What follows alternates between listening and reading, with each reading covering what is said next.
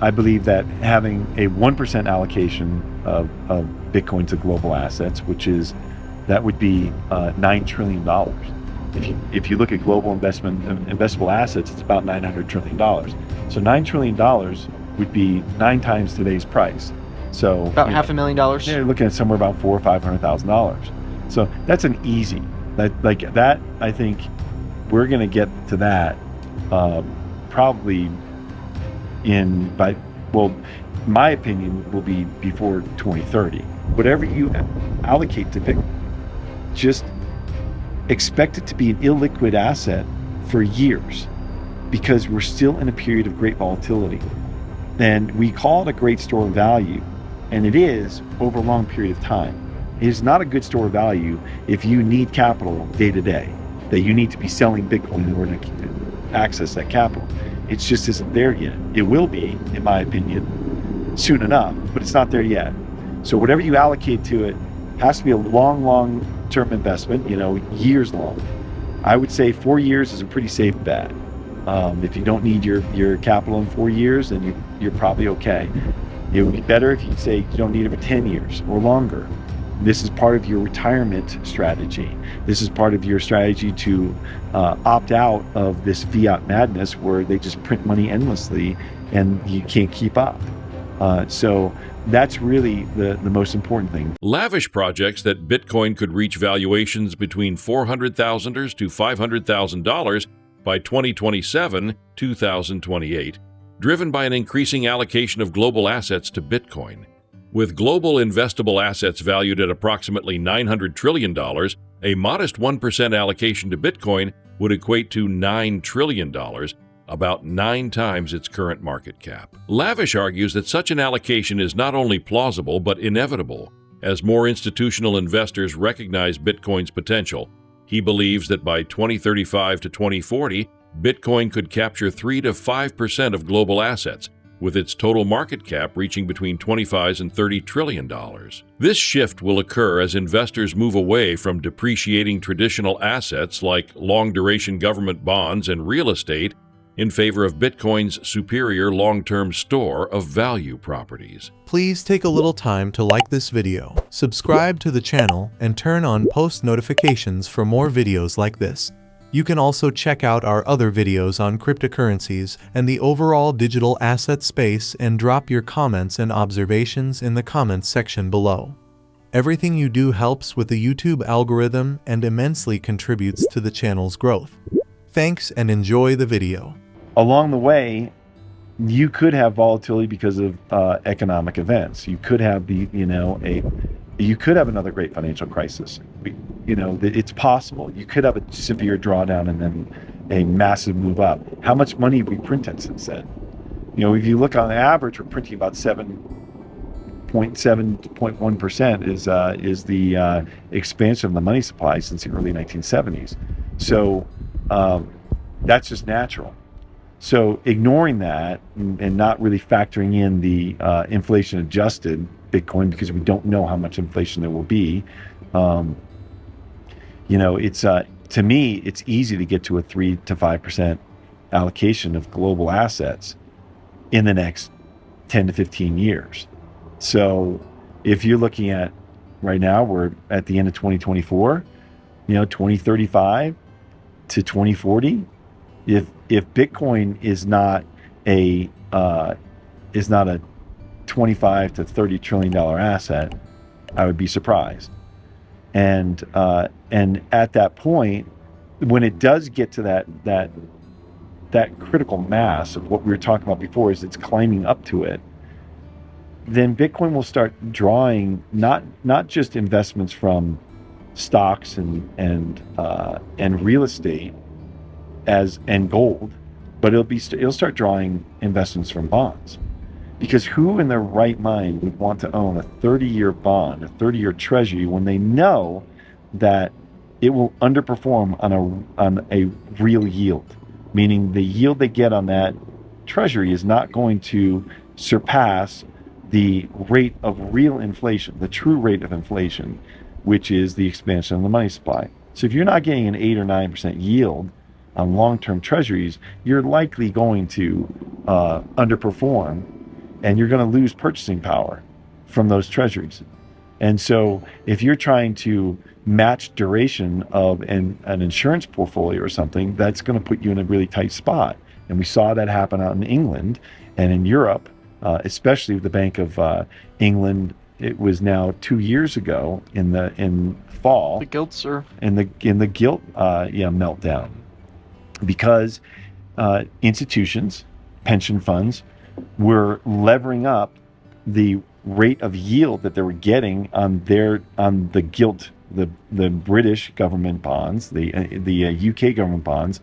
They were levering those up because they were trying to match the duration of their portfolios and the returns they needed, according to their insurance portfolios and their pension portfolios.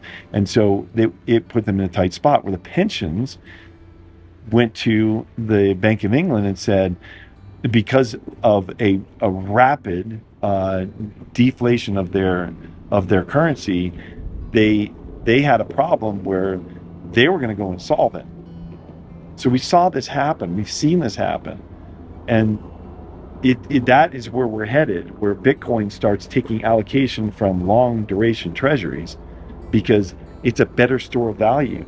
It will match that expansion of money supply until it takes over the money supply, at some point in the future. Whatever you allocate to Bitcoin, just expect it to be an illiquid asset for years, because we're still in a period of great volatility.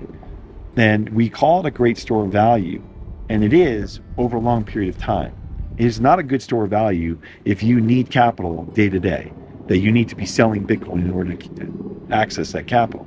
It just isn't there yet. It will be, in my opinion, soon enough, but it's not there yet. So whatever you allocate to it has to be a long-term investment, years long. I would say 4 years is a pretty safe bet.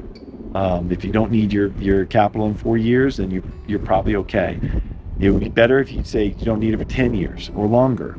This is part of your retirement strategy. This is part of your strategy to opt out of this fiat madness where they just print money endlessly and you can't keep up. So that's really the most important thing. The lifestyle toys, the fancy cars and boats and all that stuff. Well, again, that's an individual choice if you want to spend your money on that and it really enhances your life.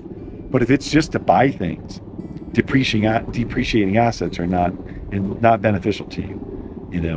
So, and then the last thing is that as you're looking at your portfolio and you're looking at what you own and you're looking at the mix of your assets, Bitcoin is it's a way to opt out of the madness of trying to keep up with that necessary risk taking every single day in order to keep up with the expansion of the money supply and deflation of the dollar. Lavish underscores Bitcoin's unique qualities as a store of value, particularly its ability to transfer wealth across borders with minimal friction.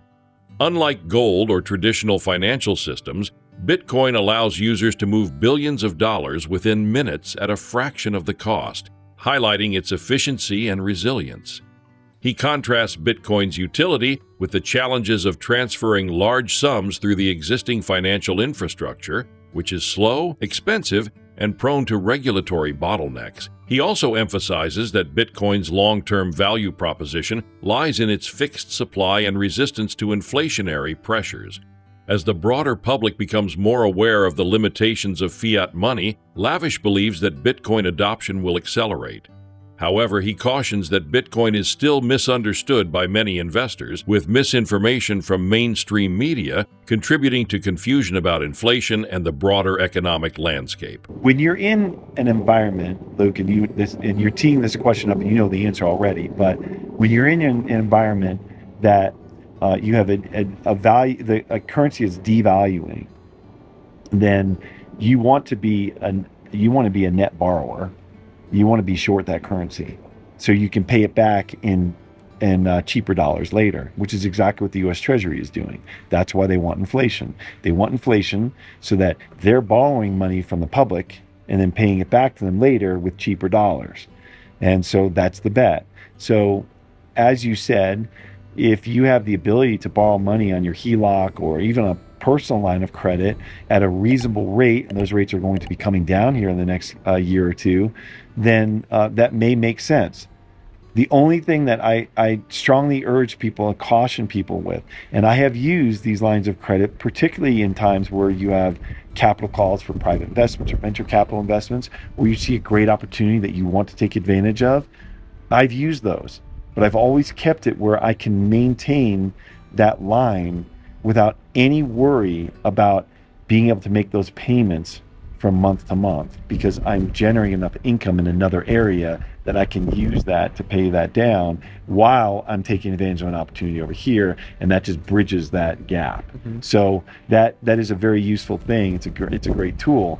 I would say that this is exactly the environment that you want to be borrowing money in as rates come back down, because you know that there's going to be inflation and that you're going to be able to pay back those loans with cheaper dollars. So it makes sense as long as you stay within that leverage ratio that you're super comfortable with on a risk basis, that you're super comfortable with, that you are going to be able to make those payments pretty much indefinitely. Right? So broad understanding of Bitcoin as an asset class, as a form of money that's different from what we have now.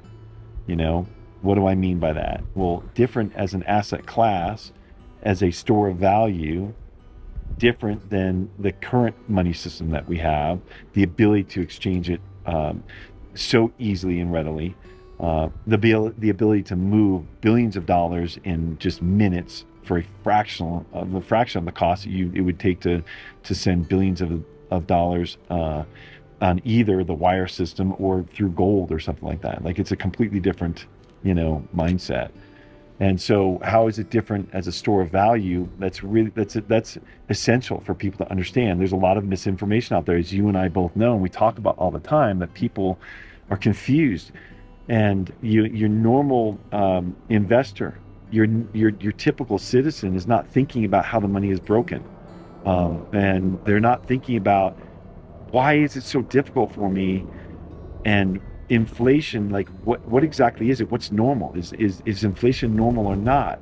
Well, people know, especially after the last few years, and those who didn't live through inflation in the 80s that are younger, they're seeing that inflation is not normal, because people your age are seeing how difficult it is to even amass enough assets to keep up with inflation, not only just to keep up with their expenses and the fact that their wages are lagging, but also just to amass enough wealth that it can keep up with the cost of housing.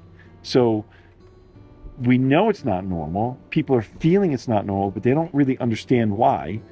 And then they get confused by all the mainstream media is confusing people, because they are at both times explaining how inflation is just transitory, or inflation is just because of the bottlenecks, because of the lockdowns, and it was difficult to get goods at the right prices, and and so there's confusion about whether or not the inflation rate should be 2% or 5% or 3% or whatever it should be. And the reality is that people are waking up slowly. Bitcoin represents more than just an investment. It offers a way to opt out of the existing fiat system, which he characterizes as broken. He highlights the struggles faced by younger generations who are grappling with stagnant wages, rising living costs, and a housing market that seems increasingly out of reach. These challenges, exacerbated by inflation, are forcing people to reconsider traditional financial strategies. Lavish believes that Bitcoin provides a solution for those seeking financial sovereignty. By holding Bitcoin as part of a retirement strategy, investors can protect their wealth from the relentless devaluation of fiat currencies.